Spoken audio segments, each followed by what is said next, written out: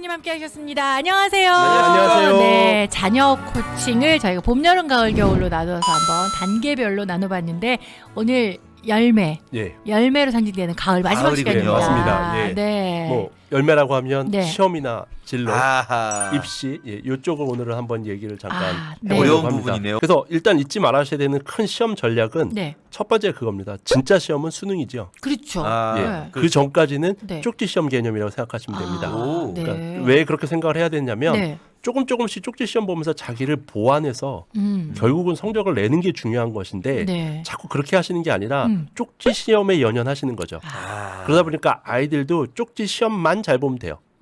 그러면 이제 문제가 되는 게 고등학교 때부터 성적이 안 나오기 시작합니다. 아. 그러니까 왜냐하면 같은 저번 주에 말씀드렸듯이 어디가 고장났는지를 찾는 게 쪽지 시험인데 네. 어디가 새는지를 모른 채 계속 인풋만 넣고 있기 때문에 네. 쪽지 시험 넘어가면 그 다음 쪽지 시험 준비하고 네. 이것은 아이한테 아무런 도움이 되지 않는다는 거죠. 그러니까 그렇군요. 중학생들도 뭐 지금 오늘 중간고사 뭐 기말고사에 너무 연연하지 예. 말고 좀 큰 안목을 가지고 예. 예. 쭉 이렇게 좀 큰 전략을 가지고 나가라. 예, 그렇습니다. 이런 그래서 말씀인 거죠. 시험도 마찬가지라고 네. 생각하는데 보통은 아이들이 3주 전부터 준비가 됩니다. 시험 네. 전략을 하면. 근데 이것도 공부를 잘하는 애들을 우리가 그냥 편의상 상, 중, 하라고 나눈다면 네, 편의상. 뭐 상 정도 되는 아이들은 네. 자기 습관대로 계속 공부를 하는 게 맞을 것이고요. 네. 이제 문제는 중위권이나 하위권 아이들을 말씀을 많이 드리는데 이 친구들은 자기 욕심을 부리면 안 되는 거고 네. 자기의 한계가 뭔지를 이번 시험을 통해서 아는 거죠.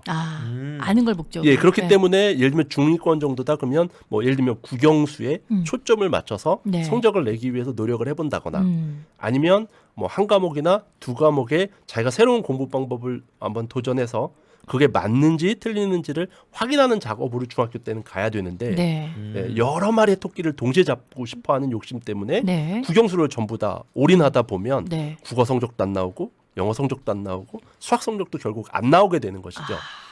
예, 그렇기 때문에 약간 스텝 바이 스텝 전략으로 예. 과목도 그렇게 선별해서 가시면 좋은데 저의 과거를 듣는 듯하네요. 예, 그러니까 너무 욕심을 조금 버려서 네. 좀 장기적인 계획을 세우시는 게 훨씬 더 낫겠다. 네. 그래서 특히 중학교 때는 어머님들이 뭐 특목고나 네. 특수고등학교를 준비하시는 게 아니라면 네. 그 준비를 하시는 게 가장 중요하다는 말씀을 꼭 드리고 싶습니다. 네. 예, 그래서 이 큰 틀을 가지고 먼저 말씀을 드리면 네. 예, 아이들이 보통 10회독을 해야만 예, 성적이 나옵니다. 교과서. 교과서 10번. 예, 10번 읽기. 예, 근데 이제 오. 첫 번째나 두 번째는 저번 주에 말씀드렸듯이 예습으로 어느 정도 커버가 됩니다. 네. 예. 그 다음부터 복습을 진행하다 보면 예, 첫 번째보다는 두 번째가 빠를 거고요. 두 번째부터 세 번째까지는 점점점 빨라지겠죠. 그러니까 이 아이들은 10회독하는 게 그렇게 어렵지 않습니다. 요즘에 문제집 되게 잘 나오는데 예, 예. 꼭 교과서 읽어야 되나요? 예, 왜냐하면 문제집은 중요한 포인트만 짚습니다. 그러니까 예를 들면 저희가 성경 없이 네. 주석을 읽을 수는 없습니다. 아하. 그렇죠. 예, 예. 그러니까 성경을 가지고 제가 어느 정도를 이해한 부분에다가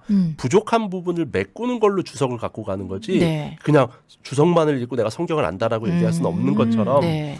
그렇게 만드는 겁니다. 또한 그 해설서라고 불리는 것들도 교과서를 기반한 해설서입니다. 그러니까 교과서를 요즘에 예, 예. 아이들이 교과서 잘 안 읽어요. 예. 문제집에 많이 의존하더라고요. 예, 그러다 보니까 이제 소위 말하는 문제풀이도 양측이랍니다. 뭐냐면 많은 문제를 풀면 성적이 나온다고 착각을 하는 거죠. 아니에요? 예, 그게 아니라 아니에요. 문제풀이도 저는 이제 말씀드리는 게 수학 같은 경우에는 예, 연속 3번을 맞아야 됩니다. 그 네. 문제를. 어. 그러니까 예를 들면 1번 문제를 내가 한 번 맞았는데 두 번째는 틀렸어.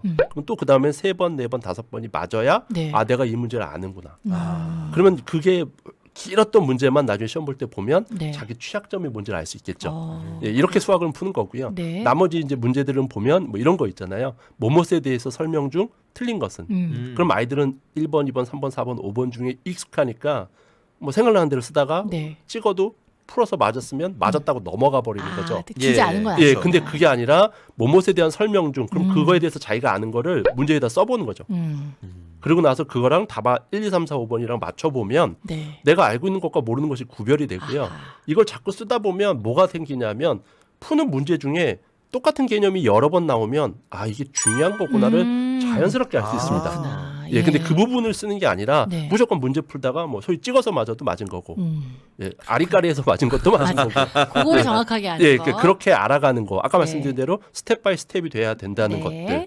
그다음에 세 번째로 중요한 건 백지 인출을 하라는 거죠. 뭐예요, 백진? 예, 무슨 그러니까 말입니까? 목차 보고 그냥 생각나는 대로 적어보는 거죠. 자기 내용을.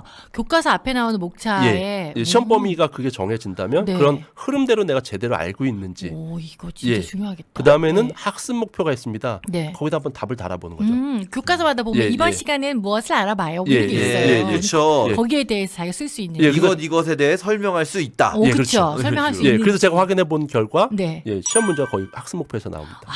그렇지. 그게 중요하니까 적어놨겠죠. 그러니까 소단원부터 다 있기 때문에 네. 선생님들은 그게 쉽게 말하면 그 학과를 이수했다라는 증거이기 때문에 그걸 기반으로 문제를 내고 이제 그거를 응용하고 추론하게끔 만드는 문제를 만드시는 거죠. 백지인출 한번 해봐요. 그렇게 해서 근데 아이들이 안 하고 있는 거고요. 그렇군요. 그다음에 이제 네. 상위권 그래서 보통 뭐 약간의 한두 문제 때문에 상위권과 갈리는 아이들이 첫 번째가 네. 그 개념이 틀립니다. 뭐냐면 전교 1등권 뭐 상위권에 노는 아이들은 공부를 100점 맞으려고 하지 않습니다. 100점 맞으려고 안 해요? 안 틀리려고 합니다. 그렇군요. 약간 다르네요. 다 아는 거야? 그러니까 100점 맞으려고 하는 애들은 네. 뭐 이 정도 알면 됐지. 내가 퍼펙트해라고 착각하지만 네. 그 나머지 안 틀리려고 하는 애들은 그림에서도 뭐가 나올지 모르고 표가에서도 뭐가 나올지 모르고 방법이 다르네요. 그래프에서도 뭐가 나올지 모르고 이 그림이 뜻하는 건 뭐고 이 표가 뜻하는 건 뭘까를 고민한다는 거죠. 혹시 나올지 모르니까. 그래서 그 나오는 문제를 틀리면 자기는 100점이 나오지 않는 거기 때문에 안 틀리는 방향으로 가는 거죠. 그래서 스텝 바이 스텝에서 가장 중요한 건 현재 자기 점수가 몇 점인지를 아는 게 되게 중요합니다. 그러네요. 그러니까 그거는 아까 말씀드린 대로 내가 풀어서 맞을 수 있는 점수가 몇 점인지를 확실히 알고 시작해야 다음 시험에서는 몇 문제를 더 맞을 건지 그 다음 시험엔 또 몇 문제를 맞을 건지인데 내 실력이 없다면 두 문제는 더 맞았지만 다음 시험엔 기본에서 두 문제 더 틀려버리면 점수는 똑같은 거겠죠. 그러니까 이 부분을 꼭 잊지 마시고 좋다 나쁘다 성적이 이걸 지금 따질 때가 아니라 나의 습관이 어떤지를 먼저 확인하는 시간을 만들어 주시는 게 시험이지 않을까라는 말씀을 드리겠습니다. 그리고 이게 이제 바탕이 되면 수능을 이제 준비해야 됩니다. 근데 어머님들 하시는 말씀이 수능이 너무 전형이 많다.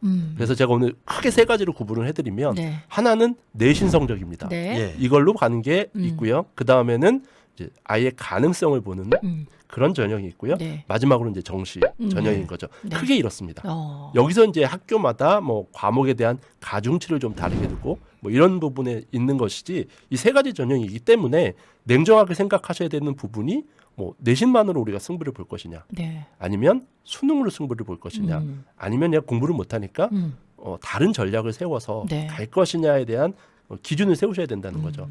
그래서 요즘에는 AI 면접이 도입되기 시작했습니다. 기업들에서.